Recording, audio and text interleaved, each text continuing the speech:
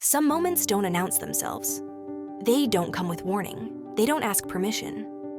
They arrive, and everything changes. On June 1st, Dr. Sharona Ross went from being a surgeon to fighting for her life. A bicycle accident left her with a skull fracture, facial fracture, and a broken clavicle. She was found unconscious, intubated, rushed into emergency care. And for the next 3 weeks, her life disappeared into silence. No memory, no awareness, no sense of time. Just a world moving forward, without her. My first thought was fear, but it wasn't fear for myself. It was my patients.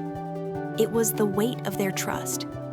It was the pressure of stepping back into the operating room and needing my hands and my mind. And then I thought about my kids, about how fragile life is, about how I refuse to miss the moments I've prayed for, weddings, babies, grandkids. In that moment, I understood. This isn't only about my profession. It's about my life. It's about showing up for everyone who needs me and coming back with absolute certainty. After intensive care, she was transferred to the neurosurgery ICU at Tampa General Hospital. Nearly 10 days later, she was moved to Shepherd Center in Atlanta for inpatient rehabilitation. And when she arrived, she could barely walk. But then something happened.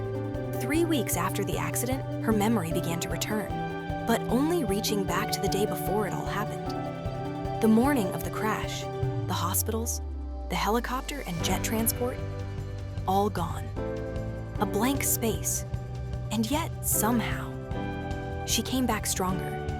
She walked, she ran, she played basketball, she threw a football. She reclaimed her life. Not by luck, by resilience.